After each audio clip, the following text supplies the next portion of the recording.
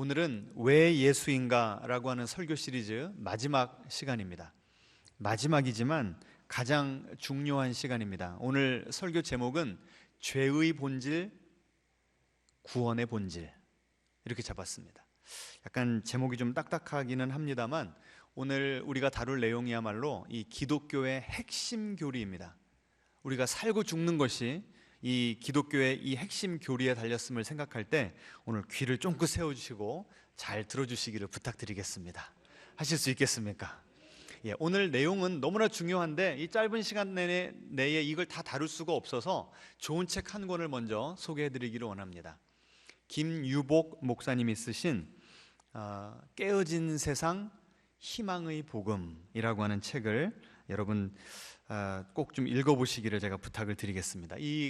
그 밑에 보시면 작은 글씨로 이런 도전적인 질문을 하고 계십니다. 이토록 엉망인 세상에서 당신은 도대체 왜 신을 믿는가?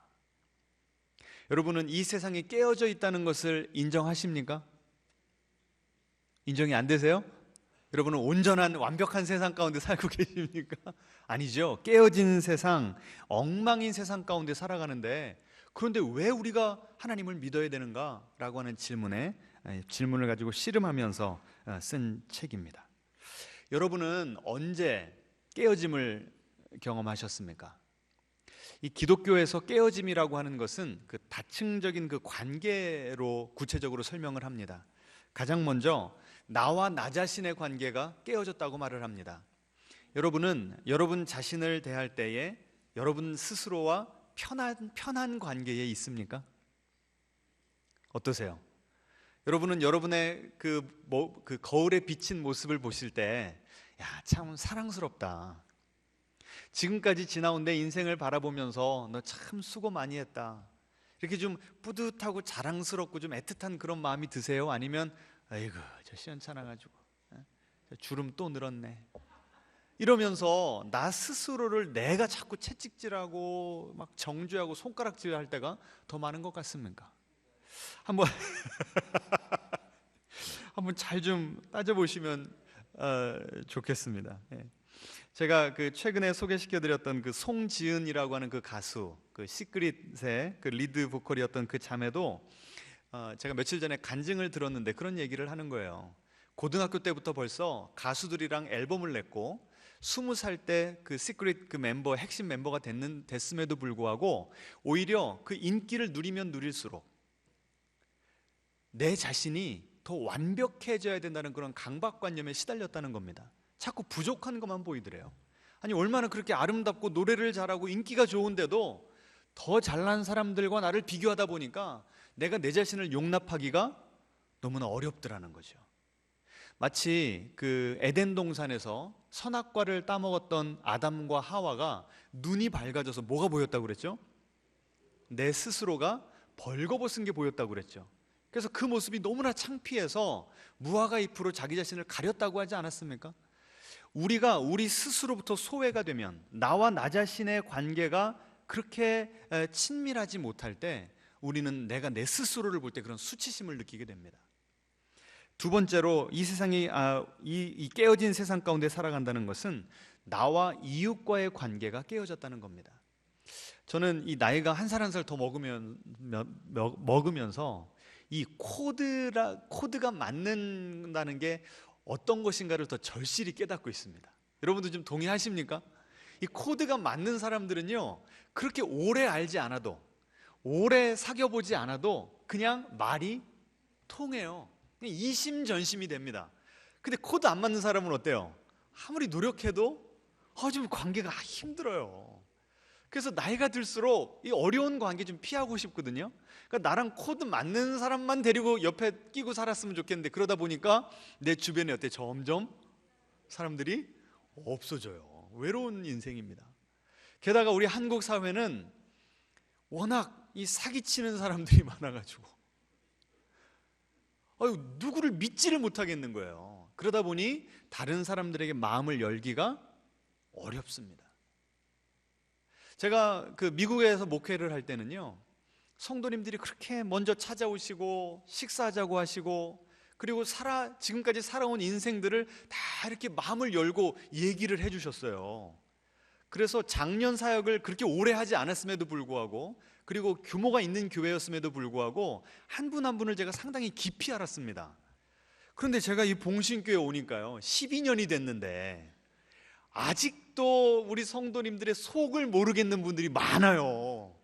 왜 그럴까요? 마음 문을 안 열어요. 목사한테 안 열면 누구에게 오실래요? 제가 그걸 보면서요, 처음에는 상처가 됐거든요. 근데 나중에 우리 한국 사회를 살면 살수록, 야, 우리 한국 사회는 누구에게 마음을 오픈하기가 너무나 어려운 사회구나.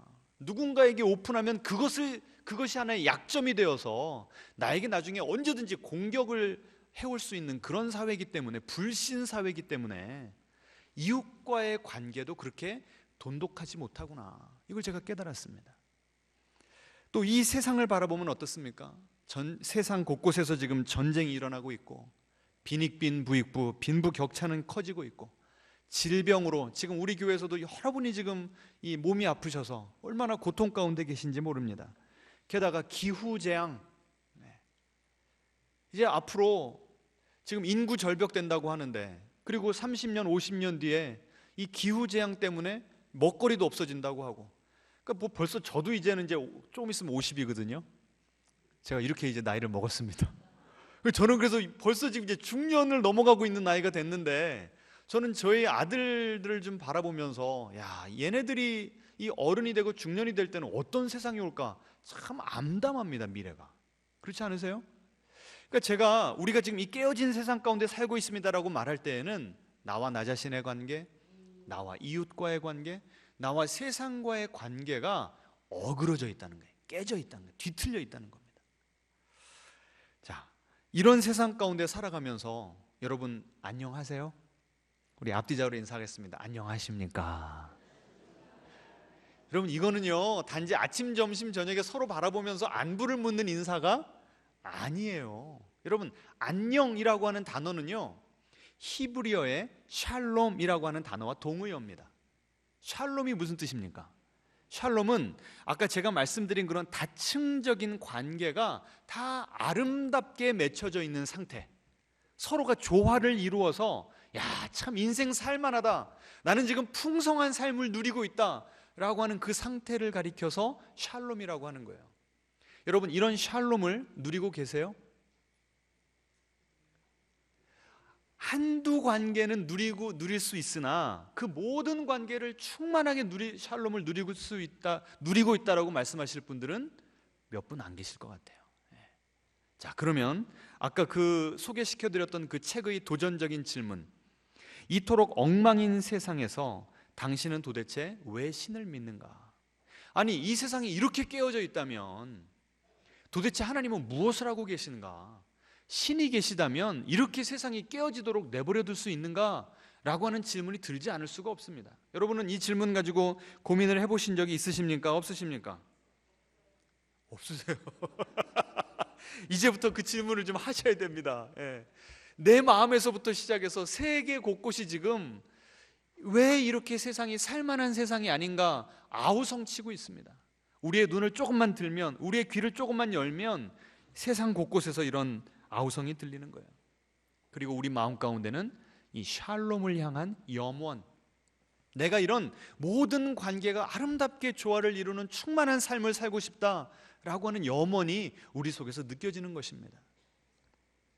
C.S. 루이스는요, 12살인가 그 정도 됐을 때, 10대 초반에 어머니가 돌아가셨습니다.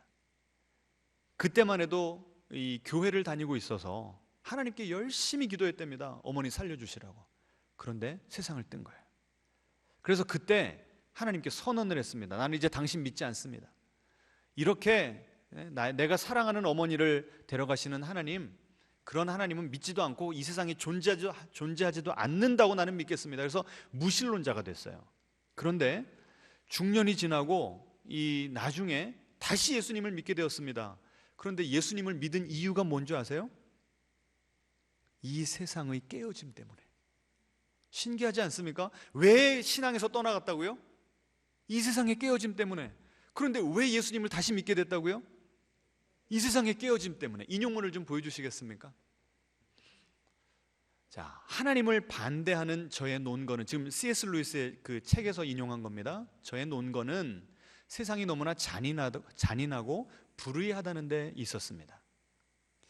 그렇다면 저는 정의인이 불의인이 하는 개념을 어떻게 갖게 된 것일까요? 그러니까 이게 무슨 뜻인가 하면요, 지금 이 세상이 왜 이렇게 잔인하고 불의한가 라고 판단을 하려면 내 속에 어떤 개념이 있어야 된다고요? 정의란 무엇인가라고 하는 개념이 있어야 그 개념을 바탕으로 불의한 세상을 불의하다라고 내가 평가를 할 수가 있다는 거예요. 그 다음 페이지 보여주세요. 만일 인간에게 직선의 개념이 없다면 구분선이라는 개념도 없을 것입니다. 이해가 되시죠? 그러니까 굽었다는 것을 어떤 기준을 통해서 굽었다고 판단을 할 수가 있다고요? 직선을 통해서. 그렇다면 이 세상을 불의하다고, 이 세상은 깨어진 세상이라고 판단할 때 저는 이 우주를, 이 세상을 무엇에 비교하고 있는 것입니까? 자, 이 세상은 공평해야 된다, 이 세상은 샬롬이 있어야 된다, 조화를 이룬 세상이어야 된다 라고 하는 그 생각, 그 개념이, 우리는 온전한 샬롬이 이루어진 세상을 경험해 본 적이 없잖아요. 그런데 어떻게 그런 개념을 우리 마음 가운데 갖게 되었냔 말입니다. 이게 바로 뭘 증명하는 거예요? 하나님이 계심을 증명한다는 거예요. 역설적으로. 아침부터 너무 심오한 얘기를 하니까 이해를 잘 못하시는 것 같은데, 예, 아시겠죠? 그러니까 오히려 불의한 세상을 보니까, 이 깨어진 세상을 보니까 하나님께서는 원래 이 세상을 그렇게 만드시지 않았다라고 하는 것을 내가 받아들일 수가 있다는 거예요. 여러분, 하나님은 이 세상을 어떻게 처음에 창조하셨습니까? 하나님과 나 사이가 어떤 관계로 창조하셨어요?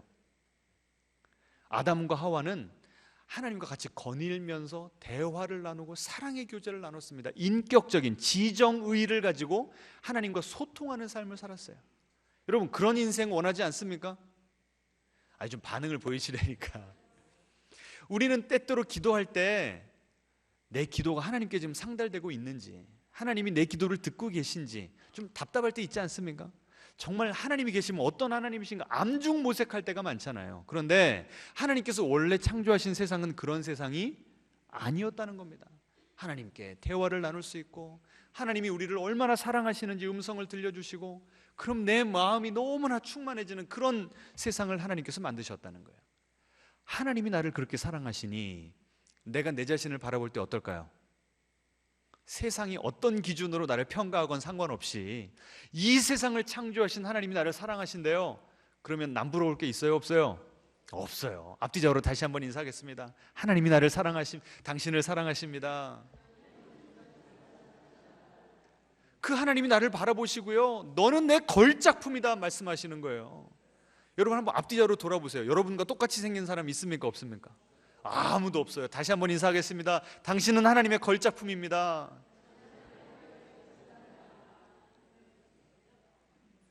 자, 하나님의 관점으로 내가 내 자신을 바라보는 겁니다. 그럼 내 자신이 너무나 사랑스러운 거예요. 하나님의 관점에서 보면요, 하나님이 우리를 사랑하시기 때문에 우리가 사랑스러워지는 겁니다. 아멘이세요? 세상에서는 뭐라고 말합니까? 우리가 사랑스러워야 사랑받을 수 있다고 말해요. 근데 하나님은 그걸 어떻게 하신다고요? 완전히 뒤집어가지고 우리를 먼저 사랑하심으로 우리가 사랑스러운 존재로 변화받게 만드시는 분이라는 거예요.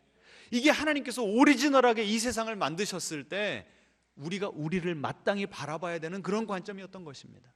자, 하나님이 나를 사랑하시고 내가 내 스스로를 바라볼 때 사랑스러우니까 내 마음에 여유가 생기죠. 그러면 누가 나를 찔러도 어때요? 충분히 포용해 줄 수가 있는 겁니다. 넉넉한 마음으로 내 남편을, 내 자식을, 내 이웃을 받아들여 줄 수가 있는 거예요. 그럼 그게 바로 샬롬이고 이 세상에서 누리는 천국 아니겠습니까? 이것이 하나님께서 원하셨던 원래의 모습이라는 겁니다.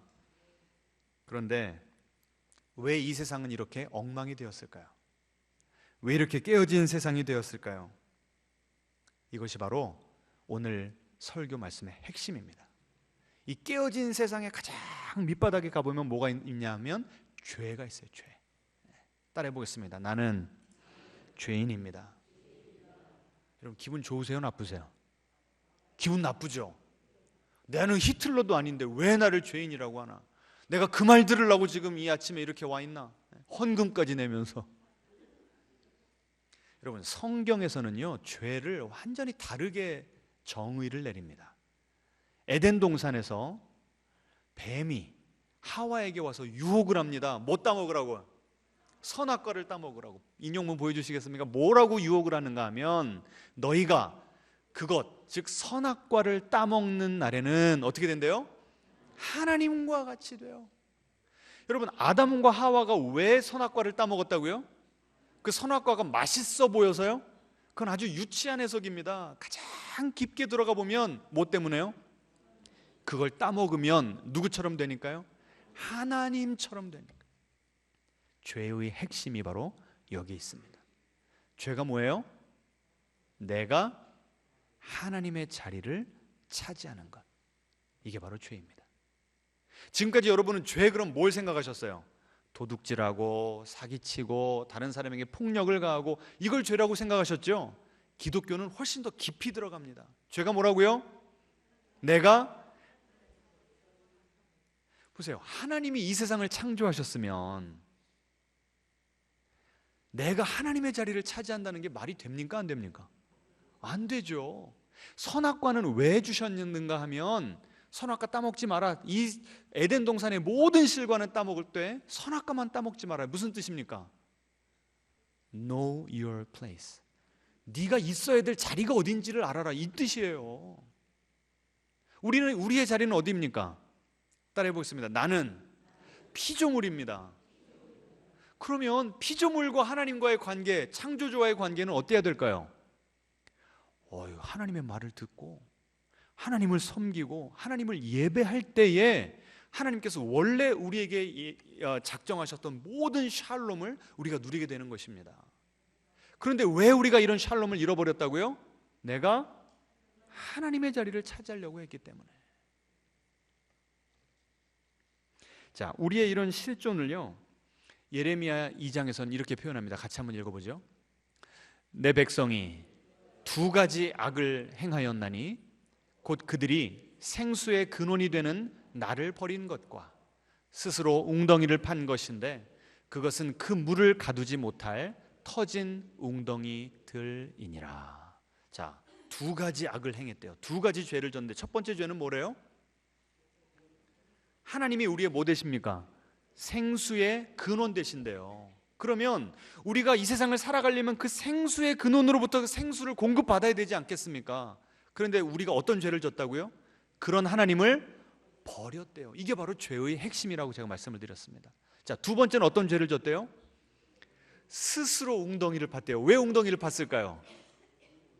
아니 이제는 하나님으로부터 오는 그 생수를 얻어먹을 수가 없으니까 이제는 목마른 사람이 샘 판다고 웅덩이를 파는 겁니다. 그런데 아무리 파봤자 물이 잠시 나올 수는 있어도 그 물을 가두지는 못할 터진 웅덩이라는 거예요.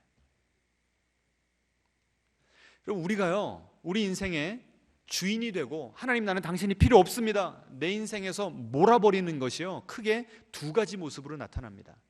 제가 늘 말씀드리는 누가복음 15장에 나오는 탕자의 비유를 빌어서 여러분에게 설명드릴 수가 있어요.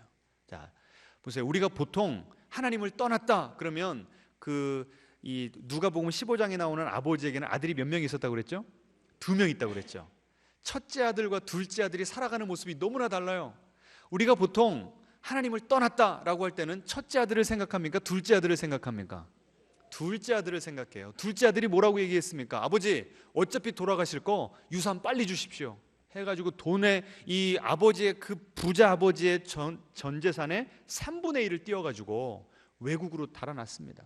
그래서 실컷 파티하고 술 마시고 허랑방탕한 삶을 살다가 다 잃어버리니까 그제서 뭐가 생각이 났어요? 아버지 집에 그 따뜻한 밥 한 그릇이 생각나서 돌아왔잖아요. 내가 내 인생의 주인이 된다고 할 때 두 가지 모습이 있는데 첫째는 그 둘째 아들의 모습입니다. 우리에게 주신 시간, 건강, 물질 내 것이 아닙니다. 그런데 우리는 그것을 누구 것처럼 사용했어요? 내 것처럼, 누구 맘대로, 내 맘대로, 누구 계획대로, 내 계획대로 흥청망청 쓰는 그런 모습이 바로 내가 내 인생의 주인이 되어서 내 인생의 운전대를 쥐고 운전하는, 살아가는 그런 모습이었다는 겁니다. 그런데 두 번째 모습이 있어요. 내가 내 인생의 주인으로 살아가는, 하나님을 하나님으로 인정하지 않고 무시하는 두 번째 모습이 있는데 바로 첫째 아들의 모습입니다. 첫째 아들은 아버지의 말씀에 불순종한 적이 한 번도 없었어요. 아니 그러면 훌륭한 사람 아니야? 효자 아니야? 라고 할 수 있는데 왜 그렇게 순종했다고 나옵니까? 그렇게 내가 아버지에게 순종해야 아버지가 나를 사랑하고 인정해서 유산을 줄 것 같아서. 그러니까 내가 아버지 때문에 순종한 거예요? 나 때문에 순종한 거예요? 그래서 아버지에게 순종은 하는데 기쁨이 있습니까? 없습니까? 없어요. 아까 웅덩이를 파는데 물이 나와요? 안 나와요? 안 나오는 겁니다. 둘째 아들처럼 허랑방탕하게 놀아도 웅덩이에 물이 안 나오고요, 첫째 아들처럼 도덕적으로 살고 종교적인 모든 계율을 다 지켜도 물을 얻을 수가 없는 그런 목마른 인생을 살게 되었다는 것입니다. 이 첫째 아들은요, 어떻게 해서 하나님, 이 아버지에게 순종을 하는데도 어떻게 내가 내 인생의 주인인가? 내가 이렇게 열심히 살면 아버지도 나에게 잘해주지 않을 수가 없다. 나의 선행으로 하나님을 컨트롤하겠다고 하는 그 마음, 이게 바로 하나님을 하나님으로 인정하지 않고 내가 내 인생의 주인이 되어서 살아가는 모습인 것입니다. 자, 그래서요, 우리가 이 교회를 다니기 전에는 주로 탕자 몇 번째 아들의 모습으로 살아갈까요? 두 번째 모습으로 살아가요. 근데 교회 들어왔습니다. 신앙생활한 지 5년, 10년, 20년이 됐어요. 그러면 별로 회개할 게 없어 보여요. 그러면서 점점점 나는 하나님을 잘 믿는 것 같은데 그 밑에 기본 동기를 가지고 들어가면 내가 하나님을 나를 위해서 믿어요? 하나님을 위해서 믿어요? 나를 위해서. 그래서 우리는요, 예수님을 믿기 전이나 예수님을 믿은 후나 여전히 우리는 뭡니까? 죄인이라는 거예요. 앞뒤자로 인사하겠습니다. 나도 죄인이고 당신도 죄인입니다.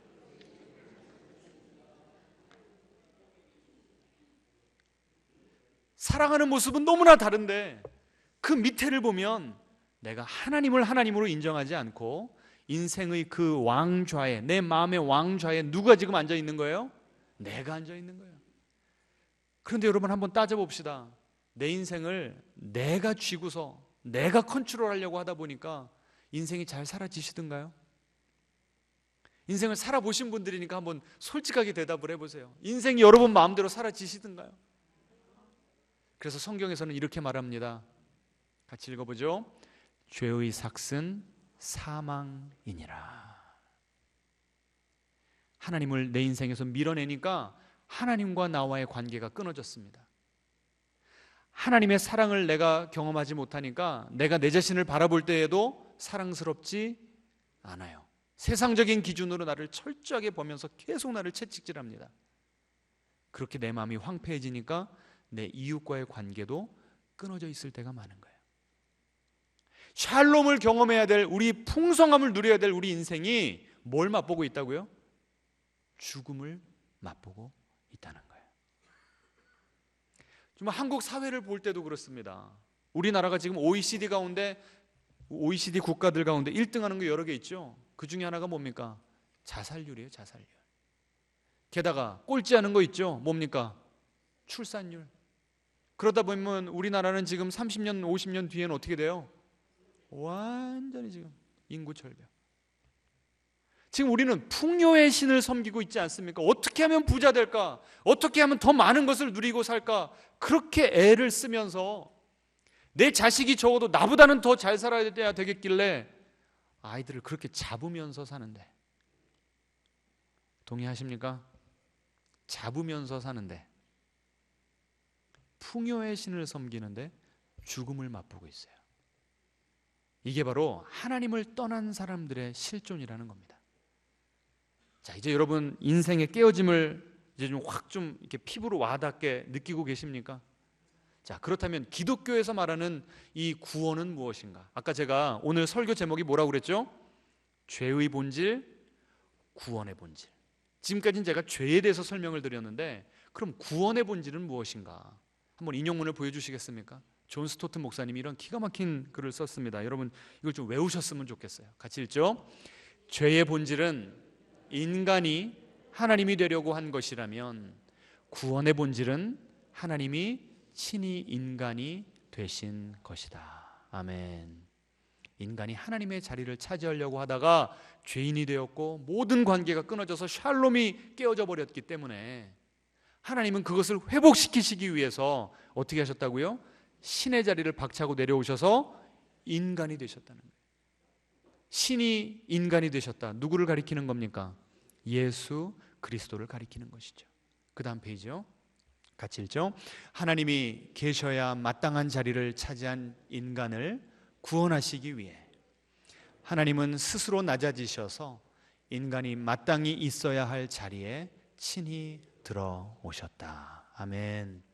이것이 바로 기독교의 핵심 복음 메시지입니다. 복음의 메시지가 뭐라고요? 하나님이신 예수님께서 인간이 되셔서 우리 가운데 오셨다는 거예요. 자, 그러면 한 단계 더 들어가서 왜 그럼 이 땅에 오셔서 뭘 하시기 위해서 이 땅에 오신 것인가? 첫 번째로 따라해 보시겠습니다. 샬롬을 회복시키시기 위해서 이 땅에 오셨습니다. 예수님이 오셔서 하신 일이 뭔가 하면요, 놀라운 기적들을 일으키셨어요. 그리고 그런 기적을 일으키신 예수님을 사복음서 저자 마태, 마가, 누가, 요한은 뭐라고 부르냐면 하나님의 아들이라고 부릅니다. 그런데 1세기에 하나님의 아들은 누구에게만 붙일 수 있는 칭호였는지 아세요? 황제, 로마 황제 시저 아우구스투스에게만 붙일 수 있는 칭호를 이제는 황제가 아니라 누구에게? 예수님에게 붙인 겁니다. 다시 말하면 뭡니까? 예수님이 하나님의 아들이라는 것은 예수님이야말로 이 땅을 다스리시는 통치자, 왕이시라는 겁니다. 따라해 보시겠습니다. 예수님이 이 땅을 다스리시는 왕이십니다. 그래서 그 기적은요, 예수님이 이 땅에 오실 때 깨어진 샬롬을 어떻게 회복시키시는가를 구체적으로 보여준 그런 사건들이 바로 기적의 사건들입니다. 보세요. 병으로 아픈 자들 예수님께서 어떻게 하셨습니까? 치료해 주셨어요. 그 말은 무슨 뜻입니까? 우리는 원래 아프도록 창조된 존재가 아니라는 거예요. 여러분 나이가 들면서 막 삭신이 쑤시고, 이걸 여러분 자연적인 것으로 받아들이시면 돼요, 안 돼요? 안 돼요. 우리가 하나님을 떠났기 때문에 죄의 결과를 맛보고 있는 부자연스러운 것이구나 라고 받아들이시기 바랍니다. 아멘. 왜 아멘 소리가 적으세요? 그리고 풍랑이니까 예수님께서 어떻게 하셨어요? 말씀 한마디로 잠잠하게 하셨죠. 자연재해도 원래는 일어나면 안 되는 거예요. 예수님께서는 무엇이 정상적인 것인지를 보여주시기 위해서 이 땅에서 모든 그런 기적을 행하신 겁니다. 나사로를 어떻게 하셨어요? 죽은 지 4일이나 돼서 냄새나는 나사로를 다시 살리셨죠. 원래 우리 인생은 사별의 아픔을 겪으면 안 되는 존재, 그런 세상을 만드셨던 거예요. 그런데 우리가 하나님을 떠남으로 생명의 근원으로부터 우리가 단절되어서, 그래서 우리 스스로는 우리에게 생명을 공급할 수가 없기 때문에 결국 죽을 수밖에 없는 존재로 전락하고 만 것입니다. 여러분 아시겠습니까? 그래서 우리 사복음서를 읽으시면서요, 우리의 이 이매지네이션, 이 상상력이 좀 발동이 돼야 됩니다. 그래, 앞으로 하나님이 만드실 새 하늘과 새 땅은 이런 세상이겠구나. 여러분 그려보시기 바랍니다. 소망을 품으시기 바랍니다. 지금도 예수님께서 우리 인생 가운데 오셔서 통치하시면 이런 놀라운 기적들이 일어날 줄 믿으시기 바랍니다. 자, 그래서 예수님께서 이 땅에 오신 첫 번째 이유는 샬롬을 회복시키시기 위한 것이었고요, 두 번째는 죽으시려고 오셨습니다. 여러분, 왜 이렇게 기독교는 십자가를 강조하고 예수님이 채찍에 맞으셨고 창자옥, 못자옥 피를 아낌없이 흘리시고 처절하게 죽으셨고, 아니 왜 이렇게 이 기독교는 꼭 이런 십자가를 강조해야 되는가? 그냥 착하게 살고 하나님이 사랑하신다면 됐지 왜 십자가를 이렇게 기독교의 핵심에 두는가? 여러분 궁금하지 않으셨어요? 그런데 죄의 핵심이 뭐라고요? 우리가 하나님의 자리를 차지했죠. 제가 자녀를 키우다 보니까요, 언제 가장 제가 열불나는지 봤더니 자식이 부모를 부모로 인정하지 않을 때, 이럴 땐 좀 아멘 좀 하시기 바랍니다. 여러분도 다 그런 경험 해보셨죠? 속이 뒤집어져요. 열불나고 막 눈이 막. 그래서 제가요, 이렇게 화가 날 때요, 하나님의 음성을 들은 적이 있다니까요. 하나님이 저한테 그러시더라고요. 야, 너는 내 권위 인정하냐? 예수님이 왜 그렇게 처절한 방식으로 고통스럽게 돌아가셔야 됐는가? 하나님으로부터 분리가 되는 그 지옥의 고통을 당하셔야 됐는가? 우리가 지은 죄가 보통 죄가 아니기 때문에 그렇습니다. 여러분, 우리가 어떤 죄를 졌어요? 하나님을 하나님으로 인정하지 않은 것은요, 우주적인 반역죄입니다. 한번 따라해 볼까요? 나는 우주적인 반역죄를 지었습니다. 여러분, 이게 레토릭이 아니라, 입에 발린 말이 아니라 정말 현실입니다. 현실. 그래서 예수님께서 왜 십자가에 달려 돌아가셨는가 하면요, 신명기 21장 23절에 이런 구절이 나옵니다. 나무에 달린 자는 하나님께 저주를 받았습니다. 예수님께서 왜 나무인 십자가에 달려 돌아가셨다고요? 하나님의 저주를 받으시려고. 아니, 예수님은 의로운 삶을 사셨는데 왜 저주를 받으셨습니까? 누가 받아야 마땅한 저주였어요? 우리가. 그 대속적 죽음을 죽으시기 위해서 이 땅에 오신 예수님, 이것을, 이 예수님의 희생과 그 예수님을 이 땅에 보내신 아버지의 마음을 잘 표현한 영화가 있어서 잠시 여러분에게 보여드리겠습니다. 이것이 바로 예수님을 십자가로 보내신 아버지의 사랑이었습니다. 오늘 본문 요한복음 3장 16절에 이렇게 나오죠. 하나님이 세상을 이처럼 사랑하사. 그 이처럼이 얼마인지를 하나님은 십자가를 통해서 증명하셨던 것입니다.